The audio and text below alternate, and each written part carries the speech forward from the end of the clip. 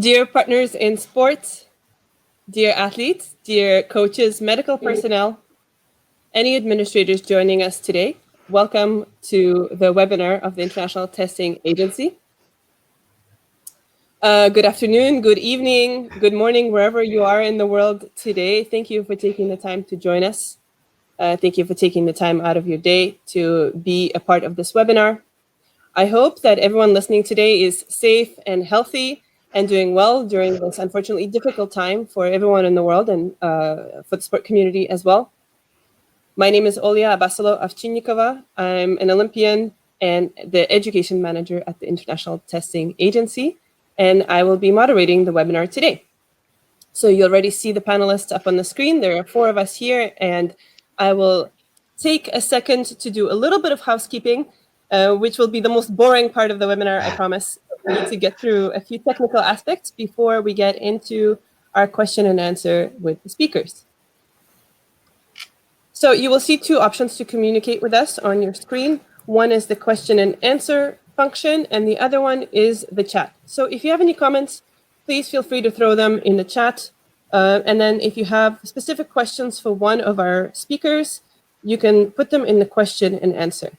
Now we have a full house today. We have at least 600-700 people joining and listening in, which means that unfortunately we won't be able to address all the questions on this webinar, but we will do our best. So it's very important that if you have questions, that you also go back into the question and answer function and you upvote any questions that you see that are interesting to you or that are relevant to the discussion. So that way we see the most popular questions. Also, if you still have any discussion points or any questions for us after the webinar, please feel free to email us at education@ita.sport. That email address will show up on your screen momentarily and at the end of the presentation as well, so you can always contact us this way. You've also seen a question pop up on your screen when the webinar started. So we'll have a way of communicating back to you as well through some poll questions. Please feel free to answer those, or you can just simply put them away and continue listening to the webinar. A little bit more housekeeping before we kick it off. As indicated in the registration form that you all filled out, this presentation will be recorded. So it will be made available for your viewing and for public viewing after the webinar ends. So if you have any questions about this now, please let us know in the chat function, or you can always contact us later. So this is the email address on the screen if you need to reach out to us. If for whatever reason you're disconnected and you don't get to enjoy the full webinar, you can always see it later. You can also share it with anyone who would benefit from watching the recorded version. Finally, I will say that very limited personal data was connected through the registration. So you've put in your name and your email address. So of course, we will not be using it for commercial or marketing purposes. This is our legal team making me say this. So here it is. And this is just a clarification of our privacy policy. Finally, note that you will receive a survey at the end of this webinar. We want to build strong education programs, and we want to know how we are doing. So it's important that you give us your feedback. The survey is very short, just a few questions. So please take the time to fill it out after the webinar ends. All right, so this is it for the housekeeping. Without any further delay, please allow me to introduce the topic for today. Of course, we are talking about the anti-doping landscape, and we have the athlete perspective. As we all know, the anti-doping system is quite complex. It's hard to navigate for athletes, for coaches, even for administrators. So all of us here in the audience today, however, it is this very same anti-doping system that is protecting what we all love so much, which is the spirit of sport. Not knowing or not understanding this system can lead to severe consequences. So whether a certain action was done on purpose or accidentally, or due to lack of information. So this is exactly why we've decided as the International Testing Agency today to run a series of educational and informational webinars for the sport community.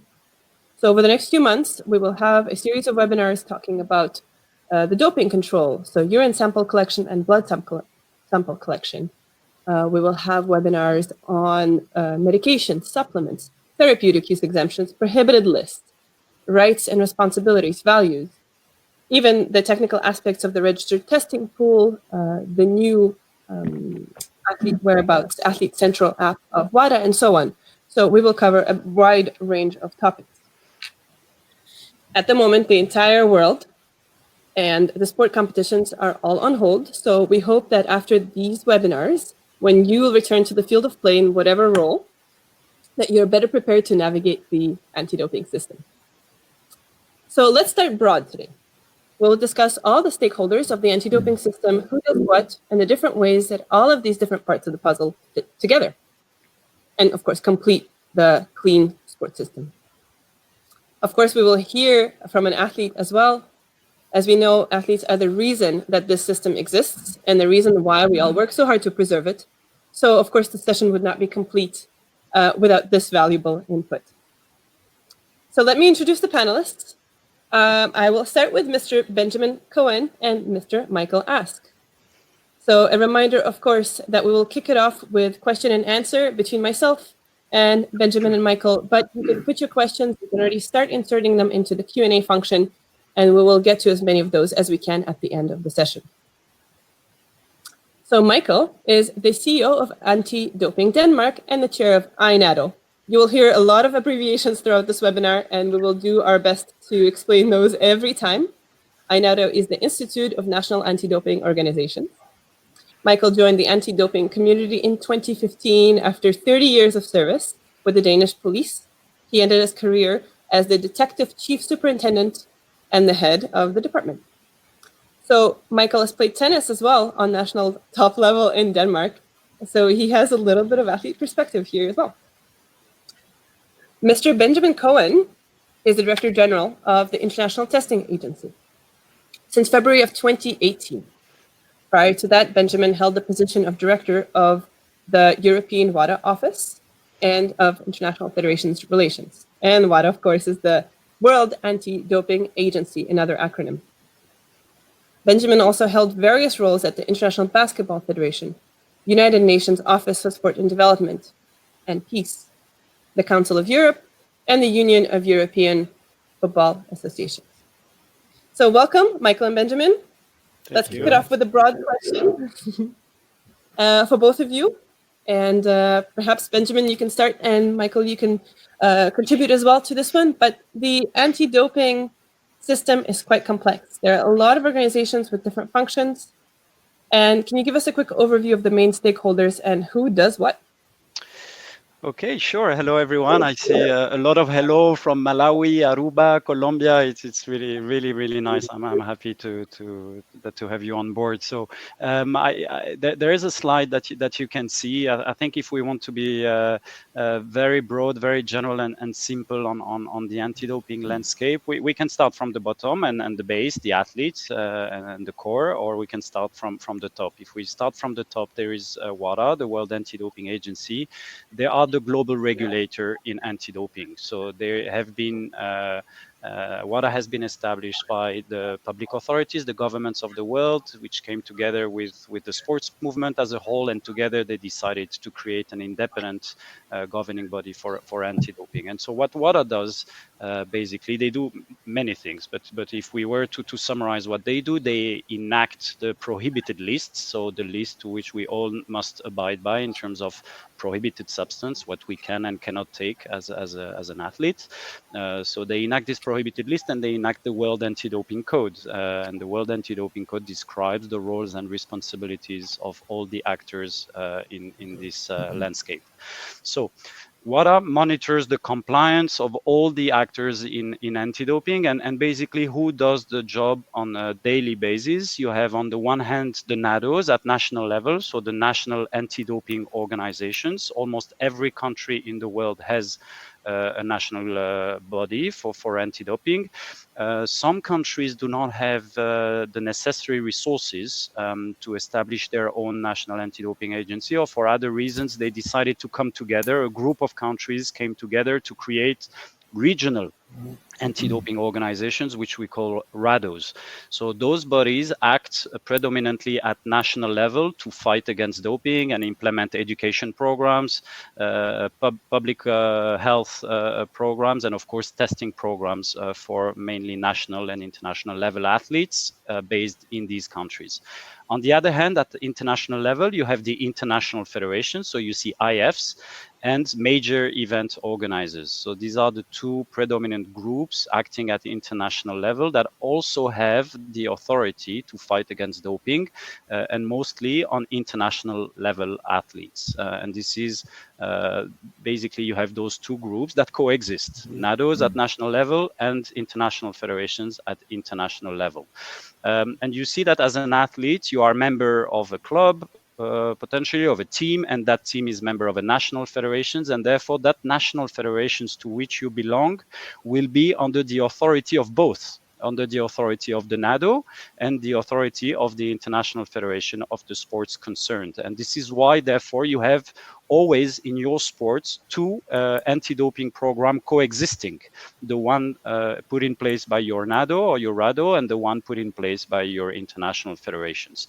The MEO section, the major event organizers, the most famous one is certainly the IOC, the International Olympic Committee, that organizes every 4 years the Summer Olympic Games and every 4 years the Winter Olympic Games. So this is certainly the most famous major event. And in that case, during these events, you then fall as an athlete under the authority of the organizers, the major event organizers. So I see, since we have people from everywhere, you have the African Games, the Pan American Games, the Asian Games. These are all examples of major events organizers. And where you may be tested as an athlete. So that's, I think, in very short, the landscape. Of course, there are more parties, and I think now we can see on screen, you have the WADA accredited laboratories. I think they play a very important role in this puzzle, because every sample is sent to a WADA accredited laboratory. That's the laboratory that will analyze your sample. And then if there is a positive, there is a whole result management exercise that can lead up to CAS, what we call the Court of Arbitration for Sports, which is the supreme decision-making body for disputes in the sports world. So you may have certainly heard about all those different bodies. So that's, I would say, in very broad terms, very schematically, the anti-doping landscape. And you see therefore how these coexist. And I'm sure now Michael can give us maybe a little bit on a little bit more on the roles of the NADOs. Thank you very much, Benjamin. And first of all, I would like to thank the International Testing Agency for inviting me to this seminar. And I'm also, like Benjamin, I'm happy to see a lot of, I can see in the chat section, people checking in from all over the world, all kinds of different sports and with all kinds of different roles. It's great to see. We are all in this together, and I think, Benjamin, you gave a very good overview of the respective roles we all have in combating doping and trying to make the sport we all love as clean as possible. And I think the reason, just a short thing to add, the reason this system is quite complex is actually the way that WADA, and the reason that WADA was established back in around the year of 2000. And it was a joint venture already at that time, and still is, between the governments and the sports movement, as you described. And that's also why you have the two big stakeholders are those two parties, the governments and the sports federations. And we all have a responsibility to play, and we all have a role to play. And I think let's say our biggest challenge, especially on international level, is of course to coordinate our role so we don't do double work, and we don't especially bother our athletes too much with double work, testing them one day by the IF and the next day by the National Anti-Doping Organization. So we can get back to that, I think, at a later stage. I think maybe the main difference between the NADOs and the IFs in responsibilities is that the NADOs, due to the fact that we are established by our governments, of course, have some obligations that goes into our own nations, our own societies, which goes maybe a little bit beyond the responsibility that the IFs have. But on the international level, we have a lot of common interest in trying to do the best we can. And I think also, I think the last years we have been better in trying to coordinate our efforts and to cooperate and to learn from each other. And I think that's extremely important. Okay. Thank you, Mitra. Thank you, Benjamin. So the next question. Sorry, we have a issue for the audio, so I will ask this question. So what about the quality of testing? Does it differ based on where an athlete is tested? Michael. Well, it should not be different from. I mean, in principle, it should not be a question whether you are tested by your international federation, which is many of them now represented by the International Testing Agency, or a national anti-doping organization. It's exactly the same rules we are all under. And we have to adhere to. So it should be the same. The standard is very clear. The standard is defined by WADA. So every doping control officer should be able to conduct the test in a uniform way, no matter where we are in the world, or no matter whether DCO is attached to an IF or an iNADO. Having said that, I'm quite sure, and maybe Christine can say something about that. But speaking to athletes, I think most athletes who are, especially on international level, traveling around the world, would probably have experienced some different, let's say, quality of the testing, and maybe also different culture and a different way to approach the whole process. So even though it should be on paper the same, there could be differences. And I think we are all, IFs, ITA, and NADOs, we are all, let's say, we all have a responsibility to educate our doping control officers so they do a proper job, where they, of course, stick to the rules and stick to the procedure, but also, which I think is very important, also treats the athlete with some dignity and some respect, because it is intrusive to conduct a doping test, and of course the athlete should be treated respectfully during the process. Maybe Christine, at this stage, have you seen differences in the testing quality, as you, of course, were an international level athlete in the sports of weightlifting? So I guess you have been tested by your NADO, which is the Canadian NADO, but you may have been tested by also different NADOs if you were training abroad, and as well by the International Weightlifting Federation. So have you seen difference in quality, or overall a sample collection procedure is the same wherever you are in the world? Well, I would say I never was tested by another NADO, so only with Canadian NADO and the International Federation. So most of the time it was really similar. I would say the only one thing that was different is when we did a partial sample. Sometimes the process was not exactly the same everywhere. But other than that, it was pretty similar. And I think you guys are doing a good job for that. Yeah, as Michael said, the WADA standard is applicable worldwide. So the WADA standards tells all the organizations, NADOs and IFs, how they should be conducting testing and sample collection. So in theory, testing is done the same way across the globe. Now, in practical terms, this becomes more complicated. You have less resourced NADOs, you have DCOs, doping control officers, that did not receive always the same quality training, harmonious training, and therefore this results in different procedures being applied, different ways to approach athletes, to notify them. And so we see differences, of course, in the world, and that I think is also the objective of WADA, of iNADO, and ultimately also of the International Testing Agency, to somehow ensure that the processes are harmonized, and that if you are an athlete, whether you play badminton or tennis, wherever you are in the world, that you are subject to the same rules and that you are treated in the same manner, which is with respect, of course, and with cautious, and right now during the COVID period, also with the right sanitary precautions being applied. So that's very much the aim. I'm filling it for Olya because she's experiencing technical issues, which is good for the moderator to be out. But luckily, she sent me the questions, so I'm happy to take over and ask some of the questions.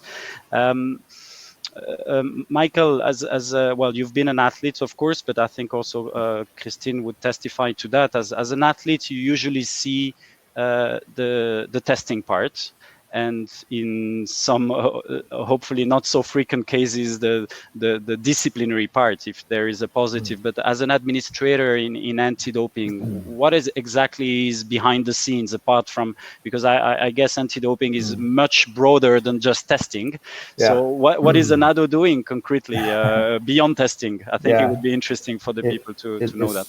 Yeah, it is, and the funny thing is that I think every time, 95% of the times that especially the media are asking questions or writing about our work, they're always focused on testing and cases and cheats, which I understand from a media perspective are interesting, of course, when you have the big scandals like we had back in Lance Armstrong and the Russian scandal later on and stuff like that.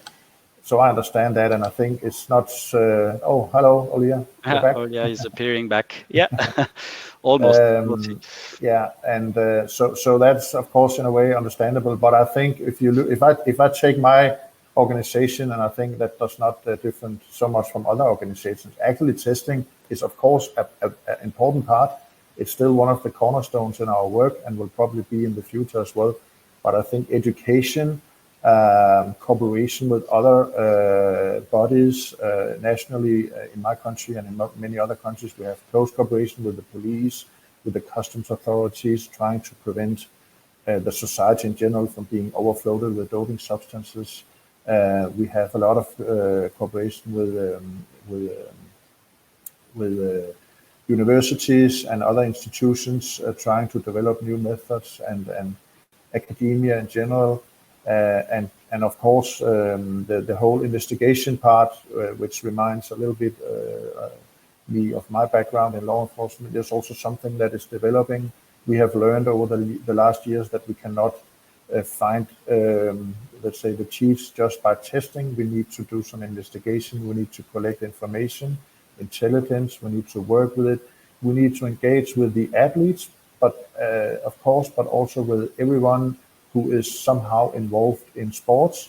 I can see from the list of participants also today that a lot of you listening now are coaches, support personnel, parents, administrators. You are all part of the world, of the sports world, and you are also all somehow responsible for trying to keep the sport clean.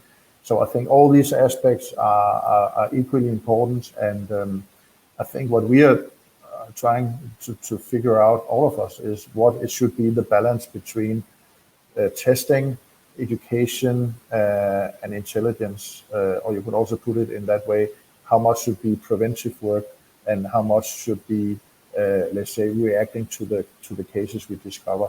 And that's an ongoing discussion, and I don't have the answer, but that's some of the things we are discussing, especially on international level. Thank you, Michael. And Christine, since you've made also the jump now from being an athlete to being more involved as a board member of your iNADO, in the Canadian iNADO, do you see a different perspective now that you've become almost an administrator, but that you're seeing what's behind the curtains? Do you see very different perspective now? It was a bit of a shock, I would say, when I was on the first board meeting, because I was like, oh my God, you guys have to discuss all of that? Like, my job is really to bring the athlete perspective. So there's a lot of really technical stuff that I wasn't really aware of. So it was really eye-opening for me and a big learning curve. But I really appreciate a lot more all the work that they do for keeping us safe. So it's really fun to be able to be on the other side a little bit and help that fight and realize how big and how important it is. Yeah. Spencer, are you able to put on the slides that breaks down an anti-doping program? I think it would be interesting for the audience to see that slide so that they can really appreciate the many different steps that anti-doping program has. So yeah, that's the general landscape. I think it's going to move to another slide soon. Otherwise, I can, yeah, this one. For many years, an anti-doping program was focused on some rules. So what is allowed, what is not allowed, testing and sanctions. But it's actually a lot more complex, and I hope you can read that, but we will circulate that after the meeting to all of you by emails if you're interested. But of course, it starts with some rules. We have to know what is allowed, what is not allowed, so that we all can compete on a level playing field.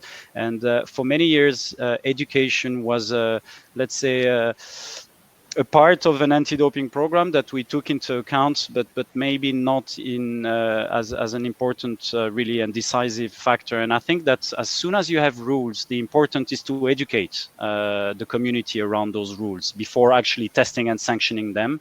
They need to be absolutely clear about what the rules are about, what they can do and what they cannot do. And I think I'm really happy that WADA will now publish a new standard on education, so that will come into force on 1st January 2021. That's going to make education an integral part of an anti-doping program, and that is going to be a mandatory element of any anti-doping program. And that's somehow this webinar is an education opportunity, I think, to really educate some of you athletes that may not really be aware of what an anti-doping program is. And as soon as you've done the rules and you have started educating people around the rules, then you need to know where are the risks. In Denmark, the risks of doping may be very different from the risks in Canada or in Malawi or in Colombia or in Switzerland.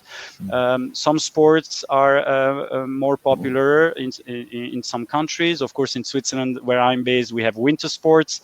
So this is a big part of our country and our tradition, and therefore the risks of doping may be more prevalent in some winter sports than in football, for example, or tennis. And so you have to assess the risks, really. And each anti-doping organization must do that in order to know where to invest its resources. And of course, you need, as an anti-doping organization, to invest your resources where the biggest risks are. And then once you have done this risk assessment, you put together all the intelligence that you can collect from the media, from sources, to really fine-tune your risk assessment and to know really where you need to go and start testing. And as you know, testing can happen out of competition, so unannounced testing outside the framework of an event or a competition, and that triggers the obligation for athletes to update their whereabouts information, which I know sometimes can be a very painful process because we have to do it through platforms, and that's complicated, and that obviously constantly changes, so it needs to be updated every day almost. And I know Christine can certainly testify how painful this must have been. And so that and so that allows for an out of competition testing program, and then you have the in-competition testing program. Obviously, it's testing that is being conducted during competitions. And that requires, of course, the anti-doping organizations to have what it's number 6 here, a test distribution plan. So to establish a plan of testing in and out of competition to find the right balance. And of course, to do it according to the resources that the organization has at its disposal. And once you have the testing, then of course the sample is shipped to the laboratory. The laboratory is doing the scientific work and comes back with a result. And if the result is positive, usually the first thing that an anti-doping organization would do is to check whether there has been a therapeutic use exemption, what we call TUE. As an athlete, if you have a medical condition that requires you to take a prohibited substance, you may be exempted. You may be allowed to take this prohibited substance to treat a medical condition, and that is a therapeutic use exemption. So we will check if you have obtained as an athlete a therapeutic use exemptions, and if not, then that may be complicated, of course, because that means that potentially it's a positive result and an anti-doping rule violation. So that's in broad how it works. And you see there are other now programs that have come into place. Number 15, you see ABP. That means Athlete Biological Passports. And so that's, of course, an initiative that allows the organizations to really collect samples and evaluate the passports of an athlete, let's say biological passports of an athlete over time through different markers to see if there are suspicious variations in the athlete's body. And that's a very useful tool because this may allow to detect some anti-doping rule violations that we may not detect on the day of the sample being collected. More and more, and I think that's very important also for Christine, it's been a big part of her history. What we do now as anti-doping organization, we store samples for many years, we keep them in a fridge basically, and let the science progress and reanalyze those samples 8 to 10 years after they have been collected, using the most advanced technological or scientific methods to catch cheats, somehow, doping offenses that have occurred 10 years before, but that the science was not able to detect back then. And so that's a very, very important program that the ITA is conducting on behalf of the International Olympic Committee for all the editions of the Olympic Games. And this has somehow, I think, awarded Christine the right medal, the one that she deserved, the Olympic champion title, as she had been, I think, third or fourth, and she was bumped up to first and third place after this reanalysis program. So she's going to tell us a lot more about it. And to finish, of course, there is a compliance element. Every anti-doping organization must conform to all the WADA rules and standards, and WADA now rigorously checks that. And so there is a whole compliance program that we all must follow to make sure that we abide by the WADA code and the WADA rules. So you can see we went from rules, testing, and sanctions to something a lot more developed and a lot more complex that requires a very different set of skills, as Michael rightly said, investigators, lawyers, scientists, and that's, I think, what Christine may have seen also becoming a board member of the Canadian NADO, how much broader the whole program is. So, Christine, do you want any reaction on that? Well, you're really right. I think when I started, it was a bit of education and it was mostly testing after competition. And that was pretty much it. And the testing out of competition became more and more as my career progressed. And I saw a big change for all of us in weightlifting to see that you could be tested anytime. It stressed some people. I saw some athlete turn around at a weightlifting competition because they knew that they could test before the comp and not just right after. So when it's not as predictable, it's actually more efficient. So, and I saw that coming up, and I see a lot of the education growing up. And I think a lot of the doping, it's about cultural change in some countries, and that takes education, it takes time, and it takes people that cares. And I think education is exactly that. So yeah, it got a lot bigger, and all the scientific part of it too. So there's a lot to do just about the bottle, like to make sure that the bottle are the best they can be. It's a lot of thinking and a lot of people working behind that to make sure that our athletes stay safe. And that we can compete on a level playing field. So yeah, there's a lot of work in all of that. Michael, you mentioned also the importance of associating the athletes in this process. Maybe Christine, what's your view? How do you think the athletes fit in all of that? I think we all agree that we want them to be really fully part of the whole process, but do you have any ideas on how you see them being involved, maybe like you, finishing their career and then contributing to the whole movement? Is it about raising awareness? What would be your take on the role an athlete should take in this whole environment? Well, I think when I was competing, my way of fighting doping was to stay clean and do the best I could be while staying true to myself. So I think that was my way of fighting doping as an active athlete. Now that I'm not active anymore, I think now it's the time for me to get involved and really share my perspective. And I think a lot of it goes into education and to be able to talk about it, because it was taboo for a while. But at the end of my career, I talked with other athletes who actually doped, and I was like, what? You can tell me about it? And then and have that conversation and have that, like, why would you do that? And what's the damage you have on your body now? And what would have been a better way? And how did you, like, all the education and all the process? I think that's where we need to be. And I think the whistleblower place that we're in now, we really value that. So I think it's a big part of our job as an athlete. It's to talk about it and say that this is not okay. This is not what we want.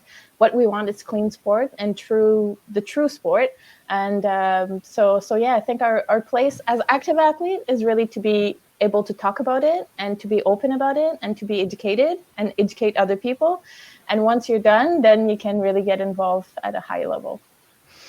And Michael, since you've been involved in this field for many years, I mean, what's your view on the vision on how to potentially improve the system? Do you see there are ways to still improve it, or you think we've reached a maturity level where each and every actor knows what to do and it's just about implementing it the right way, or do you see still a lot of room for improvement?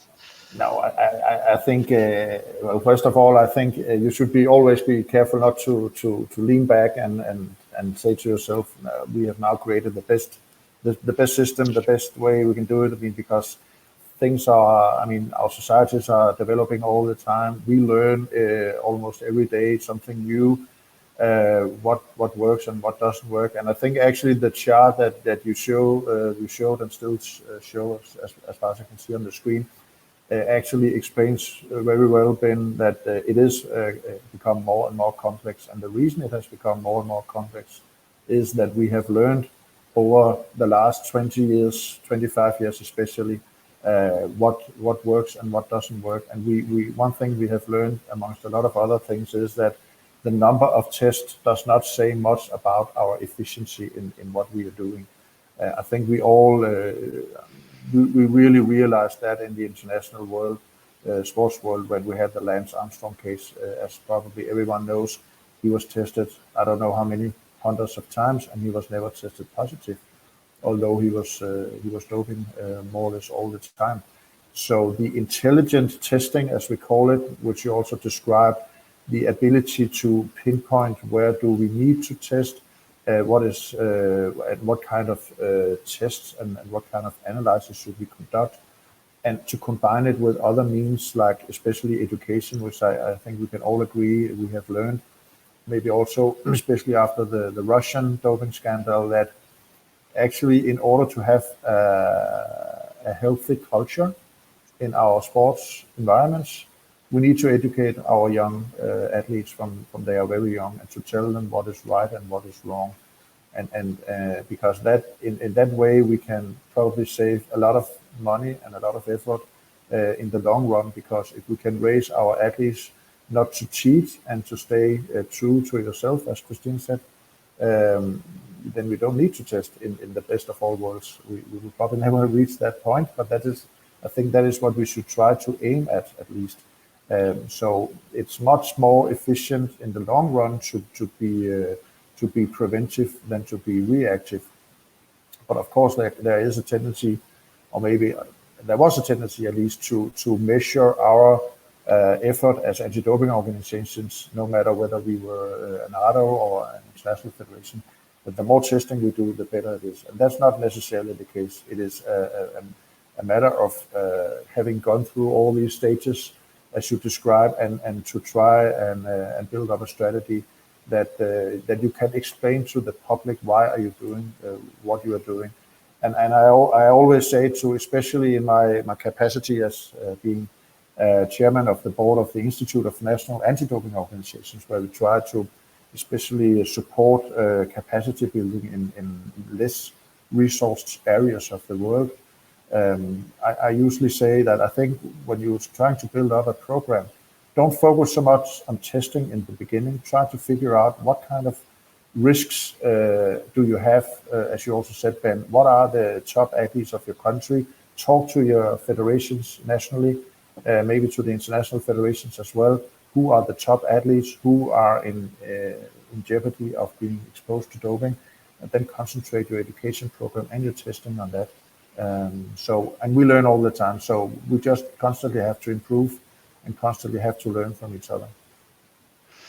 Yeah, fully agree with you. If on my end, of course, as an administrator, I think we see that we have already very limited resources to fight doping, and our resources are we spend a lot of resources with technical issues. We spoke with Christine before about the whereabouts.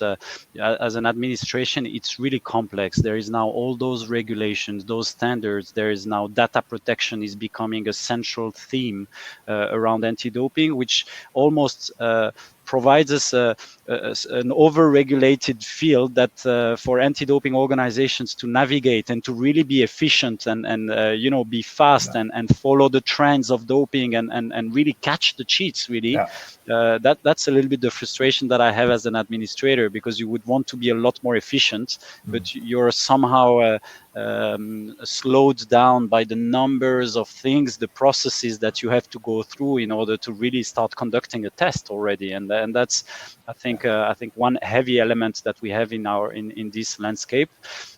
And the next, that's also, and I think that's why I'm really thankful for Michael to be here, is really the cooperation between the stakeholders that I think will be key for the future of the fight against doping, is really this interaction between the NADOs and the international federations, the exchange of information, the cooperation on education programs in each and every country in the world.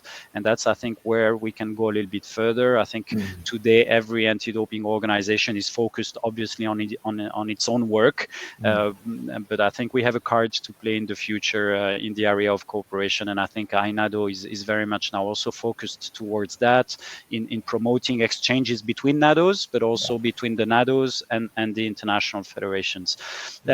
Christine, before we hear really more about your expertise, I think you have a video clip for us.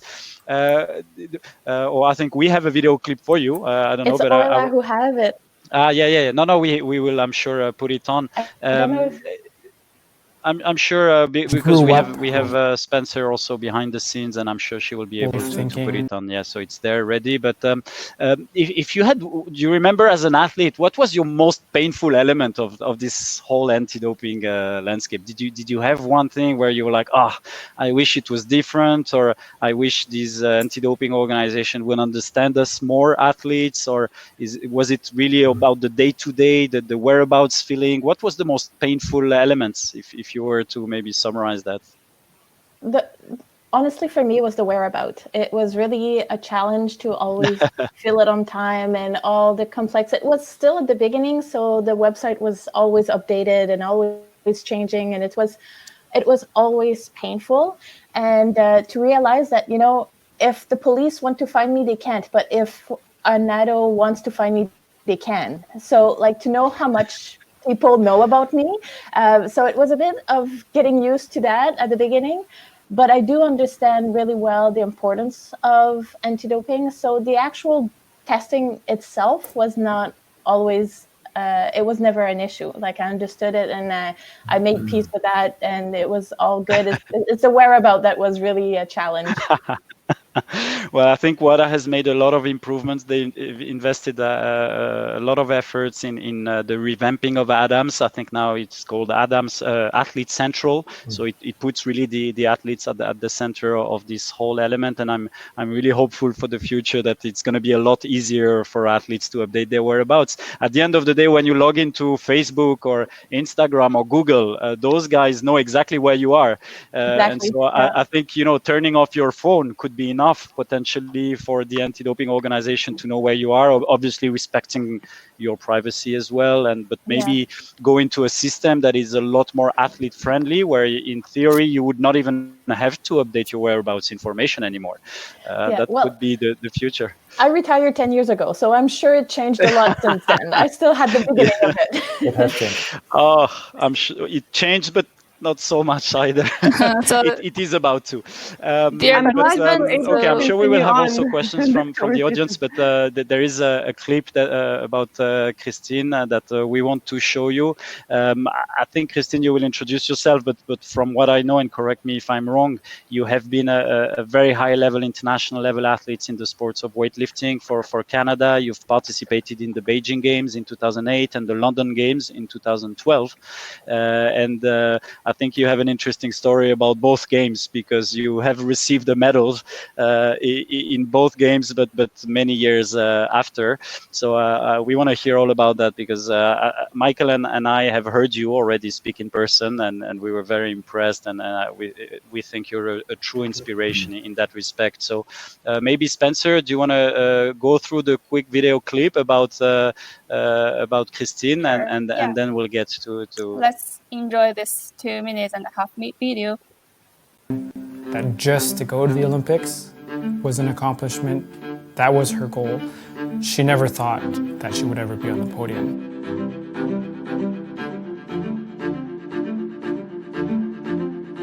I always saw her as just this person who was... That was her goal. She never thought that she would ever be on the podium.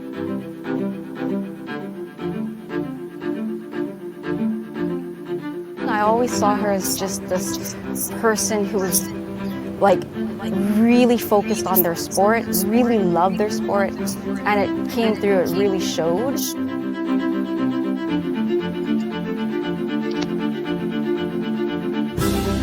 During her career as an athlete, she showed that you can forge your own path. You don't have to necessarily do what everyone tells you to do, and you can be successful that way.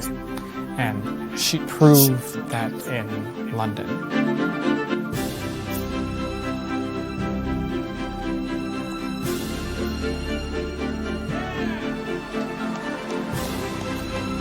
When she thought she came fourth, that look of disappointment on her face, that was a heartbreaker. I didn't even want to look. I didn't even know what ranking she was.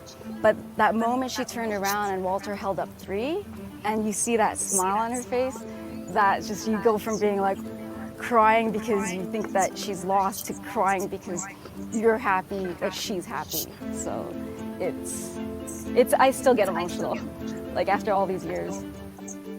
To see her in London to win that medal, it was amazing. It was fantastic.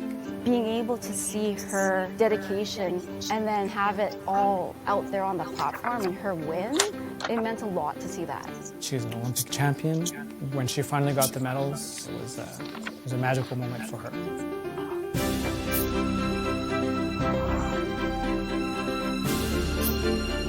She's the first Canadian to win. This shows that if you just put your mind to it, you can pretty much accomplish anything you want. Like, she's had that dream since she was young, right?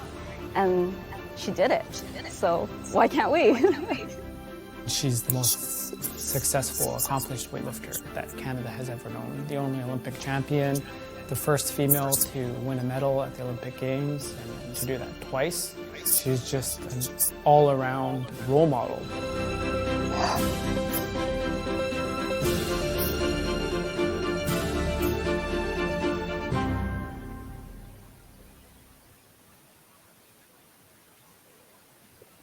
I wonder if you can hear me again after a half an hour absence.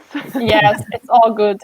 It seems like I'm back on at the right time. I got to see the video. I apologize for this technical delay, and I thank all the participants of this webinar for adapting so quickly and continuing with the questions.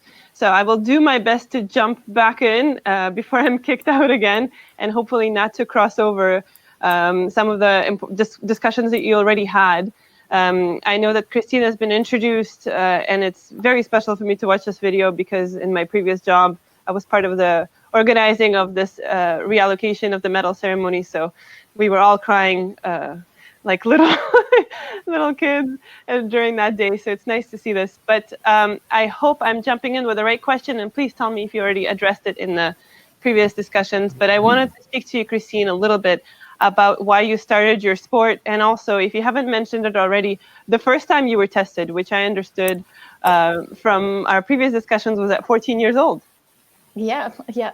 So I started competing. I started weightlifting. I was 9. I just moved to a new city and I was super shy. So my parents wanted us to be a bit more outgoing and meet people. So obviously weightlifting in Canada is not the right sport to make friends, but it was the nice sport, the perfect sport for me, because seeing the number increase week after week is what helped me gain confidence in myself and help me become who I am now. So really get out there and be more confident. So I loved the sport right away for the mental and physical challenge. So I just kept going. And I'm from a small town in the countryside, so I didn't really know about anything else other than lifting weights, and that's what I was doing. So when I was 14 years old and I got tested for the first time, it's actually pretty funny because I had just finished my comp, and that lady came to me, and I thought she came to congratulate me because I thought I did good, but actually she came to test me. So it was my first... I'd never heard of doping before that, so it was really different for me. It was really unheard of. And when she asked my age, and I said I was 14, she said, "Oh, well, you need an adult to come with you." But my big sister was there, so I ended up having someone watching me pee for the first time in many years. And my sister had to watch that person watch me pee to make sure that all the process was okay. So for me, it was really surreal. I didn't hear about doping before that, and I didn't know that the process, anything about the process. So the first time I was tested was quite something. And since then, you've been tested all around the world. So your first doping test was in Canada. Mine was in Turkey. So I had the extra language challenge to accompany the whole intimidating process. But you've been tested all over the world since then. And I believe Michael and Ben have probably discussed this question already. But how has that differed for you? And if you've already answered this question, please feel free. We can skip to the next one. Well, I already kind of answered. So yeah, I said it was pretty much the same everywhere, because I always stayed with the international competition committee. I never got tested by other iNADO, so it was always pretty similar. Okay, great. And I believe we've already discussed as well, an athlete potentially being tested the same day, Michael, by an IF and an iNADO. So that could also happen. How does this exactly work for those of us who are athletes and coaches listening in? Yeah, well, that's something we know could happen, unfortunately, and has happened, and probably still will happen to a certain degree in the future. I would say, though, that most NADOs do have cooperation agreements with especially the international federations, where we have quite a lot of athletes on international level. So as a NADO, we are, of course, obliged to test our national elite, but some of the national elite will also be the international elite. So there will be an overlap there. And we try to do some cooperation agreements with the most relevant international federations to try and avoid the situation where one organization is testing on the Monday and the next one is testing on the Tuesday, for instance. That doesn't make much sense, and it's a waste of money and a waste of the athletes' valuable time, in my opinion. So, but we've become better to that, and I would say, to the credit also of the International Testing Agency, which I think it represents more than 40 IFs now, if I remember correctly. That has done it. It's become easier actually to do those kind of agreements, because you represent so many IFs. So if we do a cooperation agreement as a national anti-doping organization with ITA, it makes it much more easy to make sure it covers all your IFs that you represent. So it is getting better, definitely.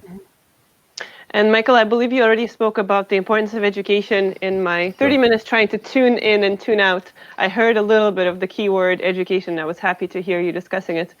Yeah. I guess, Christine, when you were first tested, and you just said that was the first time you heard of it.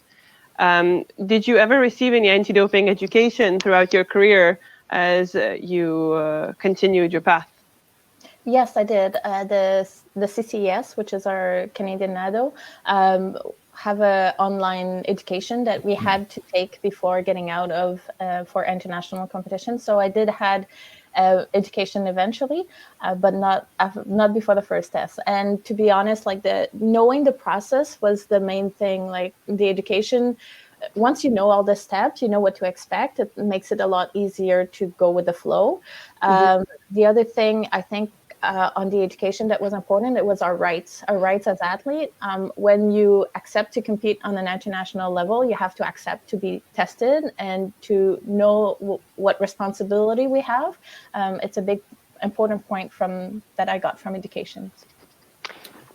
And on a very practical side of it, we have a very wide range of geographic areas and sports and different roles of people who are here today. So I assume also that there's a range of knowledge of those that are tuning in. So if you had to give any advice, Christine, to the athletes and the coaches who are listening today, what would be some of the steps that they can take to be more active in their role as members of this anti-doping system? And what are some of the ways that they can be more proactive about being more knowledgeable and more educated? Well, I think ITA is doing a good job for education, right? When the technology works.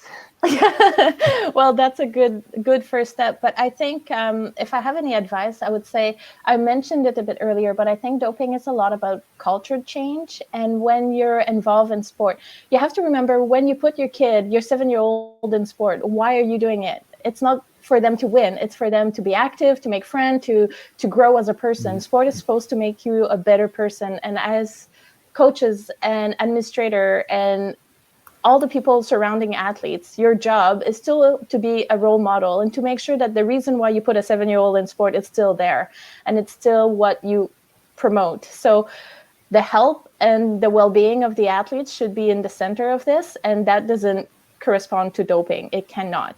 So I think that's the first step, to realize the role that you have as a role model and in that culture change. And for athlete, I think it's to be accountable. Like whatever you take is your responsibility, right? I went many, many years without taking any medication for headache, just in case something was wrong, right? So I think we have to be really accountable and responsible of our action. So I think to take responsibility to begin with is the first big step. And then obviously reach out. There's so many different organizations giving education and really needing help too, to fight that very, very valuable fight. So I think get involved in any way, but get involved.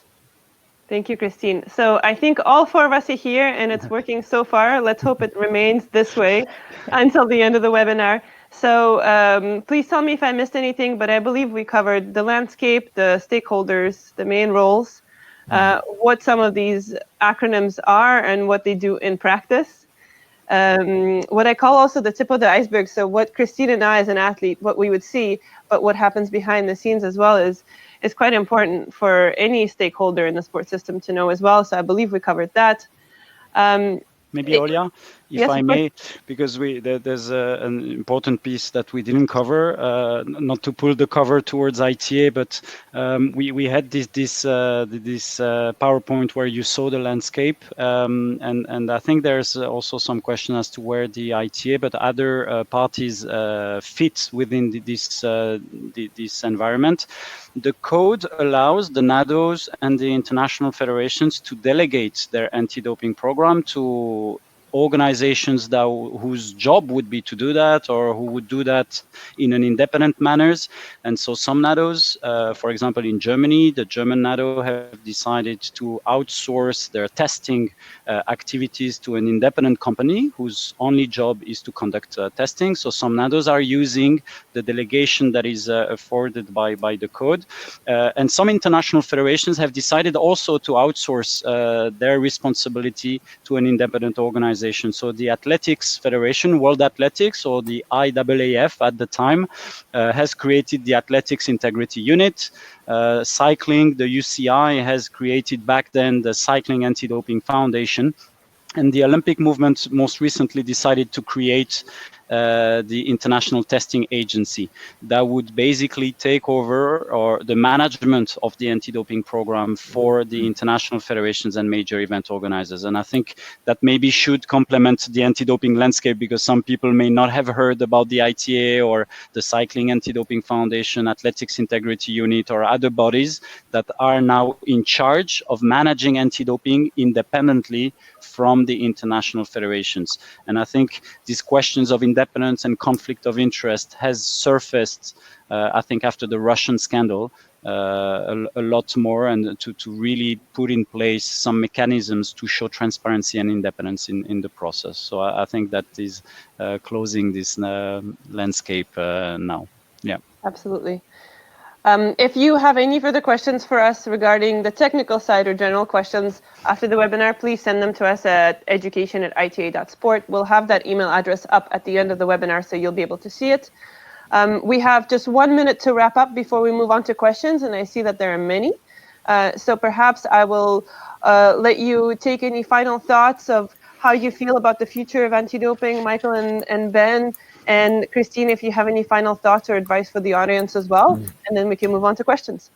Maybe if I can start, maybe just one thing I would add to what Benjamin mentioned before. I think he got some technical difficulties, and that is the fact that now we have had the VADA and the system we are working under now, of course, developing within the last 20 years or so, and now we might have come to a point where, and it's becoming more and more technical, and a lot of standards and a lot of things we need to take into account in our respective organizations, which is understandable, but also extremely time-consuming and complex.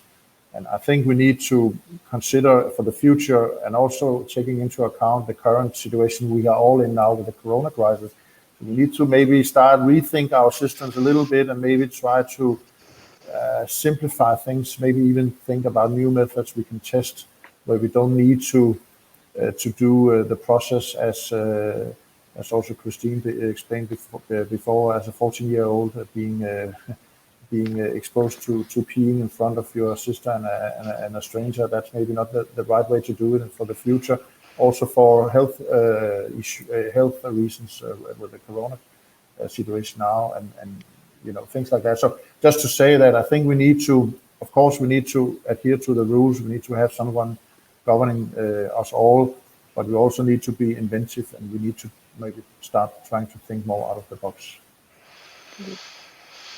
Christine, do you want to take the floor, or? Well, I can. Sure. What I would like to say, I think, to finish, is that often the anti-doping agency are felt like they're against us as an athlete, because we have to do the whereabout, we have to do this, and there's so many have to, and it's easy to see it as a burden. But I think what's really important and what will help that culture shift is to realize that we're all on the same team. We all want the same thing, and we have to work together to reach that goal. So even if the burden is there, even if it's a lot of responsibility to be a high-level athlete, we are working and we are in this together. So I think we need to communicate, and we need to stay to help each other in that fight. So my advice for athletes is to just try to see them as your ally and not anything else. So it will help the process, and it will help the fight. Well, I cannot think of a better conclusion, really, to be honest. I think from both Michael and Christine is it all comes down to teamwork, and that's, I think, a very important principle in sport, that you don't never achieve a medal alone. There's always a team behind, and the same is valid for anti-doping and clean sports. I mean, we know it's a plague. It's been there for forever, almost, since there is a competition. Some people would want to gain an unfair advantage, and it's only by coming together that we will achieve greater results. And so the athlete support personnel, the coach, the physio, the athletes, all those people need, it's true, Christine, as you say, to see us, Anti-Doping Denmark or ITA, as your ally. We're not there to test and sanction you. We are there to promote clean sports and to offer you a healthy environment and a level playing field, so that when you start a race, you know that the guy next door or the girl next door has been tested the same way, has been educated the same way, and that you have the same chance in the competition. So we're trying at the ITA. We're a young organization. We were established 2 years ago, and we're trying as much as possible to put the athlete at the center of all of that. And so we are always welcoming comments on how we can improve our processes. And I'm sure Michael shares that. I mean, we want to hear from the athletes from the ground what we can do to make your life easier, and if we can also speak to WADA and cooperate with WADA to make sure that then this is triggered into words on the paper, so that the code really reflects what the athletes want as a community. I think we would really do a great step together. So I'm pretty hopeful, to be honest, for the future. We need resources, obviously, and that's, I think, the other side of the coin is that all of these activities, whether education, even though this is free today, but education, testing, intelligence, science, all of that requires money, and so we need the public authorities, we need the sponsors, we need the right holders in this environment to continue investing in clean sport. Otherwise, sports disappears. And so that's would be also an important message, that the financing needs to continue. Otherwise, we won't be able to protect the environment. Thank you, Ben. Michael, Christine. We have about 20 minutes to take some questions from the audience now. And I am looking at our top ranked questions, so those that we would address first. So perhaps Ben or Michael, I will leave you to answer this one. So I'll read it out for you. A question from Pablo. I was reading the news about ASADA performing virtual tests during COVID-19. Indeed, this is just a pilot. However, do you think this could be effective? And if so, are you considering to implement something similar? Yeah, well, actually, I think this, as I just mentioned, this Corona crisis has at least maybe forced us to be proactive in some ways. And USADA, the US Anti-Doping Agency, as an example, has come up with an alternative procedure which includes some video footage that the athletes needs to take, not during the test itself, but in connection with the paperwork. And that's one example, and there are other. We in Denmark we have also developed our own temporary product or procedure where we actually do kind of, I would say, takeaway system, more or less, where we have created a kit. So we go to the athletes, we knock the door, we ring the bell, and when the athlete opens the door, the DCO stays outside and actually give the kit or the tool to the athlete and ask the athlete to conduct the test himself or herself. This is something we can only do with athletes in our registered testing pool, athletes who are used to do the process. So they will do the process without us watching, without the control officer, the doping control officer watching, and then collects the sample afterwards. And that is something we know it's not aligned with the standard as it is, and that's the same with USADA. But I think we need to be inventive and try to find other ways during this crisis, because otherwise we will just we will end up in a situation where we cannot conduct our work. So I think all these new ways of thinking, also other ways of collecting, like something called dried blood spots, which is basically you take out a small drop of blood and try to do the same analysis on that basis instead of a urine or a normal blood sample. That is also something that it is developing, and it's in process. And there are some different projects going on, also with WADA involved. And I think that's very promising. I just think we need to speed up the process, because I think we need to get away from the more, let's say, conservative methods and do it smarter and better. Yeah, absolutely. Another follow-up question, I think that's a common one given the reality in the world today. A question from Stanley. Now that the Olympic Games have been postponed, how does this affect the testing frequency, specifically in sports that require multiple tests beforehand, like weightlifting? So maybe I can take this one, but I think Michael will share the same challenges. The postponement of the games has triggered a lot of changes in the sports calendar, because international federations and usually sport event organizers have had to also postpone their events, cancel some of them, World Championship being moved to the next year. And obviously this has an impact, a direct impact on the in-competition testing program. The out-of-competition testing program, in theory, not. The current COVID crisis, of course, is preventing us to test as much as we want for sanitary reasons and governmental restrictions. But somehow what we're doing is simply to adapt our testing plan in view of the postponement of the games. And so if some tests were to happen in weightlifting just before, for example, the Tokyo Games. Now that they are moved to 2021, we will simply adapt the testing plan and maybe spread the testing over the year to make sure that all the athletes are regularly tested in the lead up to the Olympic Games. Yeah, I can just add we're doing more or less the same. We don't have an ambition to do the same number of tests during 2020 in comparison to last year because, as Ben said, first of all, the competitions are not there. So the in-competition tests they are not relevant right now. And the out-of-competition test is also problematic right now due to the fact that many countries still have restrictions from our health authorities to distance socially, which is impossible if you're doing a doping test. So that creates some challenges, and that is why we have invented those alternative measures as we talked about before. But I think the most important thing after the corona crisis hopefully will pass away, or at least be more let's say manageable, contained and more manageable for us in a few months, hopefully, will be again to actually go back to where you started, Ben, to make again a plan, an intelligent plan to say, okay, where are we now? What are the competitions ahead of us? How is the landscape in the sports? And I think for all anti-doping organizations, it's important to again engage with your stakeholders, with the athletes, with the coaches, with the support personnel, with the federation, and say, how is your sport doing during the corona crisis? I mean, some sports are more affected than others. As an example, a cyclist, a bike rider can still go to a certain degree and train. You can still run. You can still, in most countries at least, go outside and do some physical exercise.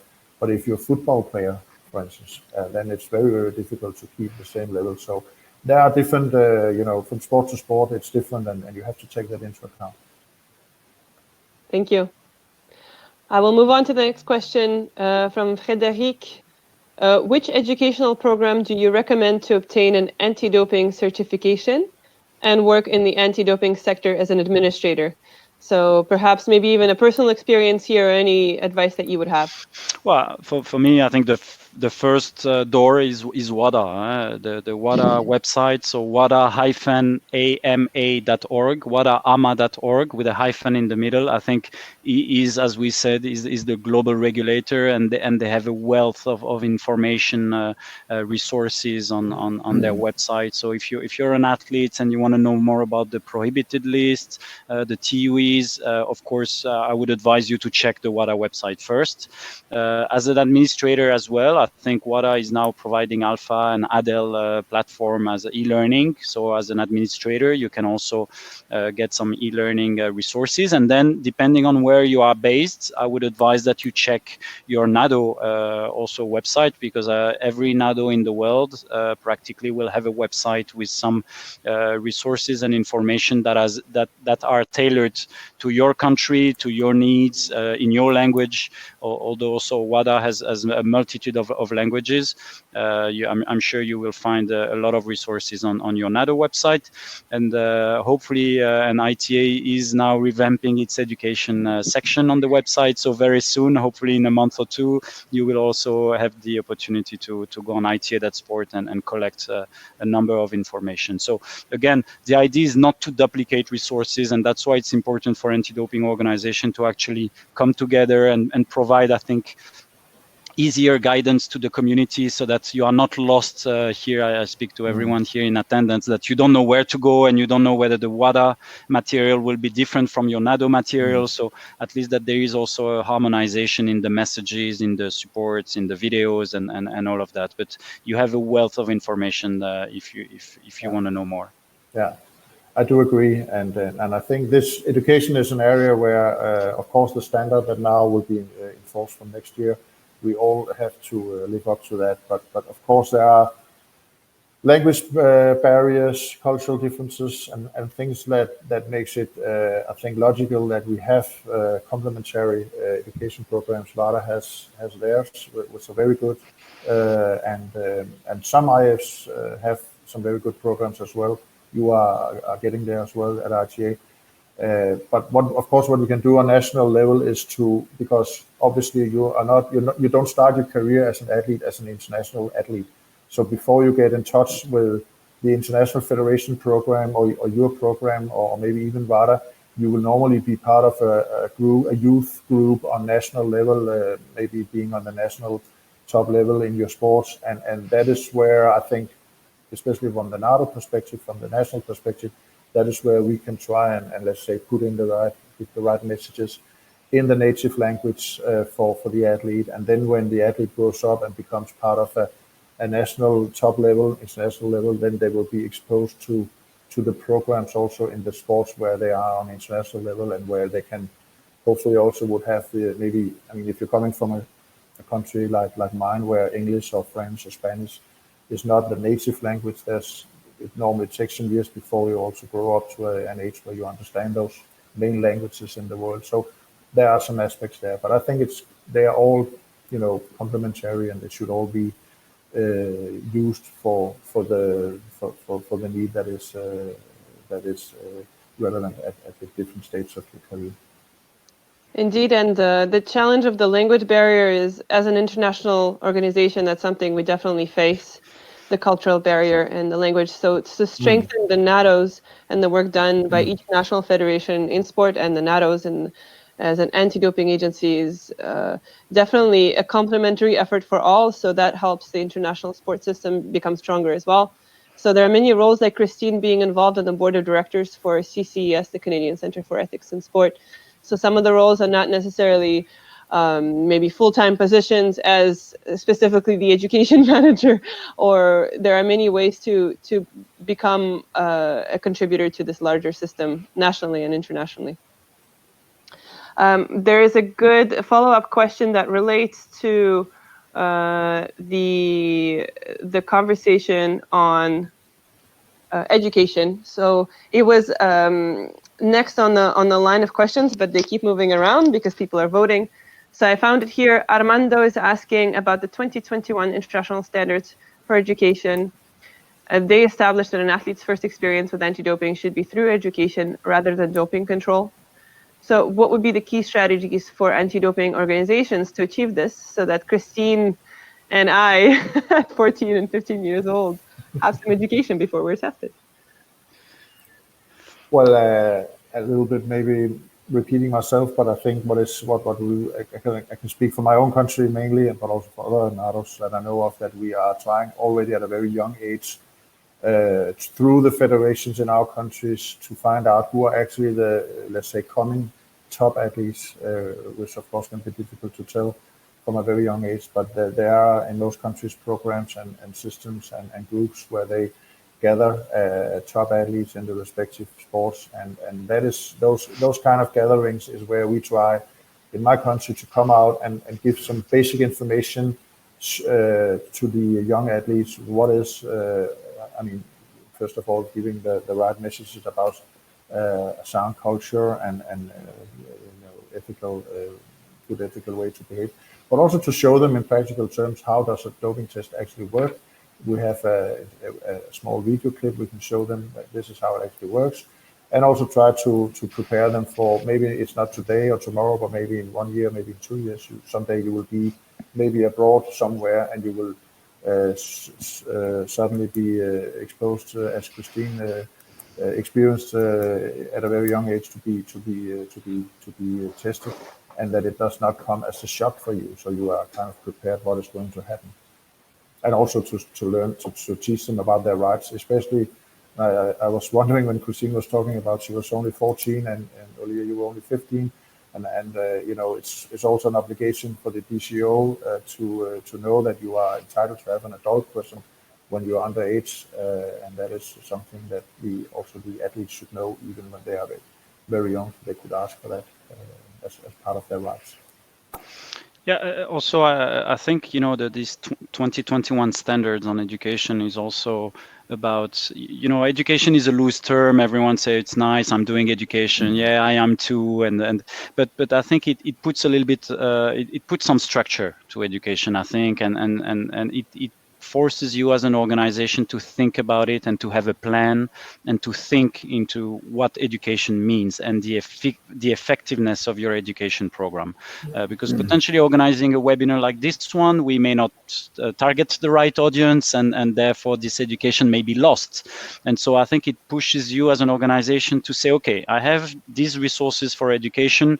Where should I go first? Should I start with the youth athletes, maybe at a very young age, to tell them about the danger of dopings, about the values first? And then you switch to maybe older categories and you tell them about how the doping control process takes place. What are the supplements?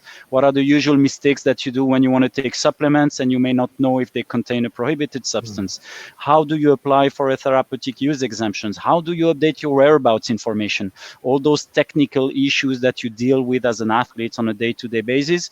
And so if you start very young with the value-based education and then you move forward to the more technical matters, I think what I will do with these standards is really push us to have a structure, to think about it before delivering education, and then to target the right age group, the right athletes category, to pass the right messages, and then to actually monitor the effectiveness of those education programs. And not just to say, oh, we delivered the program, that's great. But no, we actually have to try and find ways to monitor the efficiency, get the feedback from the athletes, and try and improve and see how to become even more efficient in the future. So I'm actually also very hopeful, and that's why, Olja, you are here as in charge of education for ITA. You have a huge responsibility to try and pass the right messages across the international federations, the major event organizers, and cooperate very closely with the NADOs to deliver those programs in cooperation. So, if I may add, Ben, sorry, just very shortly, I think, isn't it fair to say that what we are now all forced to do with education from 2021 is actually what we have been experiencing with testing? We need to think about what we're doing to make an intelligent, like we're doing intelligent testing program. We also need to do an intelligent education program. I think that's very much. I agree. Fully agree. Yeah. And if I could add to that as well, there is perhaps a shift in mentality for all of us who are listening in today. So for the athletes, for the administrators, for the coaches, and not to say that it's something on the side and nice to do whenever you have time, but rather make it a mandatory part. If you're an athlete, then it is your responsibility to become educated and to take the time, whether it is to take an alpha course online or to attend a webinar or to read up on your rights and responsibilities and to learn what the doping control process is. The resources are there for you as an athlete, as a coach, as a parent, to become informed. So we need to look at it as something that is part of our responsibility as an athlete to sleep, eat, train well, do our recovery and everything else. Well, this is part of our process. You will always be tested at a high performance level. So you have to accept it as part of your journey. And so for the federations and for the other side, for the administrators to take on the responsibility to say, this will always be there. There will always be the mechanism that exists around sports. So we just need to embrace it and accept it. All right, we have time for a few more questions. I will turn it to the next top-rated one. We have a question from Martin from FITech. Do you think the whereabouts process could be reinvented through the use of smart technology, considering that Google, Facebook, Apple, and other companies keep track of your location and data like this, especially with the frequent use of smartwatches? It may make it easier for athletes to show their whereabouts through an app or the use of GPS data from their devices as evidence in hearings. Maybe I think it can. My short answer would be yes. I think there are ways, and we need to embrace technologies to ease the process for athletes, because ultimately they are the ones having to update their whereabouts information. And Christine told us about it, and it's not the first time that I hear how painful it is to log on to Adams if you don't have a mobile phone, if you don't have a good internet connection, and etc. And to do it on a daily basis. So yes, today I think technology would allow some creative means to collect whereabout information. Now we have to remember that we operate in a regulated environment, and I think we need harmonized rules so that they can apply the same way in Canada, in Switzerland, but also in Southern Africa, in Southeast Asia, where you may have also more issues connecting to internet. And so I think WADA, as a global regulator, of course, will is trying to harmonize the processes. And so if one goes too fast with technology that may not be available in another corner of the world, then you may create also discrepancies. And I think that's why that's a big challenge for WADA, is to try and embrace technology, but at the same time to allow everyone to be at the same level and use this technology in a consistent manner. So it's not easy to implement, for sure, especially when we work with 200 countries and sports that are different. But there are means, and I think we are working on that. And I think what Michael said about new creative means, like USADA is doing virtual testing, Anti-Doping Denmark is using also a new creative means to do that. I think we shouldn't be close to that. I think we need to try and embrace that, somehow shake the tree a little bit, and see what fruits come down. I think WADA also will need to embrace that technology. They are already, but maybe be faster with that, because that's the expectation of the athletes. But also taking into account, of course, that every new technology needs to be able to be implemented across the world, and that's a big challenge. Yeah, I do agree, and I think there's a tendency, and coming from let's say more developed country myself, I can also point the fingers towards myself, that when we invent those kind of technical solutions, we have a tendency in many countries, in let's say the more developed part of the world, to just think that this is applicable to the whole world, which is not the case when we come out in other areas of the world. And I also think we should take we should always consider to take new technology into use. Of course, when it comes to the whereabouts, you have the whole privacy, data protection problem as well. Do we want to? I know that there are technologies. We all probably have a phone, most of us, and anyway, technology can see where we are, but I think there are some ethical things to consider here, which we need to discuss. I agree. It's not so.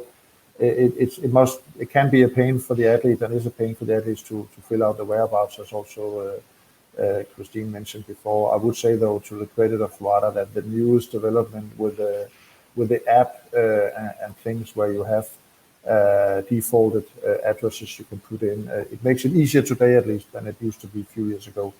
So it's an interesting question. Maybe that's. I would like to ask a question to Christine. I mean, indeed, if you could wear a watch that records your whereabouts constantly, would you have done that back then as an athlete, or you think it would have intruded on your privacy too much for anti-doping organizations to know where you are constantly? How do you feel about that? Some athletes say, I don't care, I could be recorded at any time, and some are more reluctant to that. I think you're right. I would probably just had said yes, but I don't think I was aware of the whole picture, right? Like the risk I was taking by giving all that data to someone who was in charge. So we need to be really secure about that. And I think athletes, they just want peace with that. So yeah, if I have to wear a watch, no, why not? But at the same time, like that data goes somewhere, and we have to be secure. And it's our responsibility now to protect those athletes. So even if athletes are willing to do it, it doesn't mean it's a good thing to do. And we have to make sure that the infrastructure and all the security is taken care of, because it's really important data. So I think I would have said yes without knowing the really big risk. And I think that's part of the education. We'll have to make sure of what risk it entails, and then to make sure that the athlete can take the decision knowing all of it. Yeah, you touch, I think, a very important point, is that I think many athletes, I would bet that the vast majority would be okay to deliver their whereabouts, etc. But I think they deserve the comfort and the trust that their data will be dealt with appropriately, and that requires today a huge IT infrastructure on the WADA's part to manage ADAMS, but on every anti-doping organizations. I'm sure Anti-Doping Denmark faces that as well, ITA as well. We manage athletes' profile, biological profile, urine records, whereabouts information. This is so private for an athlete, and I think they deserve to know that it's going to be dealt with securely. And unfortunately, when you speak to an IT expert, everyone will say, oh, it's never 100% secure because some hackers are able to collect this. And so that's, I think, is very much the challenge of tomorrow is to operate within an IT infrastructure that is almost unhackable or that is entirely secure. And then I'm sure that athletes would be a lot more comfortable in dealing with that.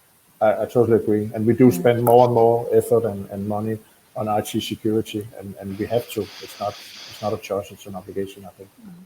Absolutely. Yep. Absolutely. Now we see, I think, being on the other side, how complex the system is. And I guess that was the whole goal of this hour and a half that we spent together, is to really uncover as much as we can in such a short period of time to give those who are, you can call it the front lines, the athletes, the coaches, some of the administrators not working day-to-day in anti-doping, to give them a little bit of an understanding of what the system is like and what the challenges are, what the strengths are. I hope, despite the technical difficulties, we were able to do at least a little bit of that today. I see still so many questions from the audience, and we were not able, of course, to address them all. I will have Spencer pop up the email address for those of you who still want to ask us more questions. We will do our best to get back to those questions when we have time. But I want to thank Ben, Michael, Christine for your time, for taking over as an MC halfway through the session, and for giving us your experience, your expertise. Just a reminder for those of you listening to us to please fill out the survey at the end of the webinar. You will receive an email with some guidance on how to do that. At this point, I will say goodbye to all of you. I thank you once again for your time. It's been a really nice discussion. For those of you who are joining us for the future webinars, we will see you soon, and we'll make sure that everything works. To your credit, Olia, we were, I believe, 950 people on this platform. So we talked just right now about IT challenges. I think it's a challenge to be from all over the world, more than 900 people all together. So it's fantastic. I really hope we can do that again in the future, and hopefully, yes, without this little IT issues. But thanks, Olia, for putting that together, and thanks a lot, Christine. I know it's very early in Canada, so thanks a lot for waking up with us, and Michael also for joining from Denmark. Really appreciate it. It was a pleasure. I hope we can do this another time. There's a lot of good questions still not answered. Absolutely. If this is not the last webinar that we will run, absolutely. Perfect. It seems like there's demand. So we will keep going, and we'll listen to our audience to see what you want to hear from us. So have a good rest of the day, evening, morning, good night. And we will see you soon. Thank you. Bye. Bye-bye. Bye-bye.